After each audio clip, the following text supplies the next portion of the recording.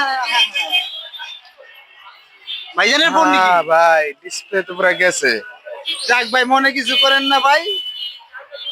ভাই এই বাজারে আমি এখন ফোন কেমনে কিনুম ভাই? ফোনে ভাই কোনো টেনশন না ভাই, লগে 5,000 টাকা হবে।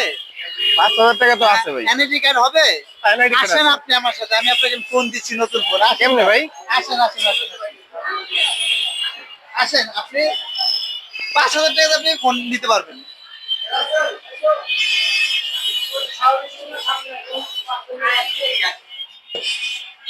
ভাই কিস্তি নিতে গেলে তো ভাই অনেক কাগজপত্রের ব্যাপার আছে ভাই, এগুলো কি সব ভাই কোনো কাগজপত্র লাগবে না, এনআইডি কার্ড দুইটা হবে আপনার, একটা আপনার একটা ফ্যামিলি মেম্বারের।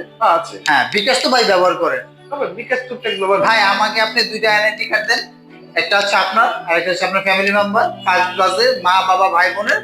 সেই ক্ষেত্রে আপনি হচ্ছে বিকাশে অ্যাকাউন্ট আছে, আমি আপনাকে যে কোনো রেঞ্জের ফোন আমি আপনাকে কিস্তির মাধ্যমে টপের মাধ্যমে দিতে পারবো, এবং 4 মাস 6 মাস 9 মাসের মধ্যে আপনি স্যার নিতে পারবেন।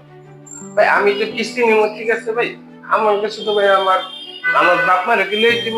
না না, বাপমার আনতে দেবো না, যেহেতু আপনার নামে বিকাশ অ্যাকাউন্ট, সেক্ষেত্রে আপনি আর নিজে আসতে হবে। আর ধরেন আপনার বিকাশ অ্যাকাউন্ট আপনার নামে নাই, আপনার মার নামে আছে, সেক্ষেত্রে আপনার মাকে আপনি গ্যারান্টার করে দিবেন।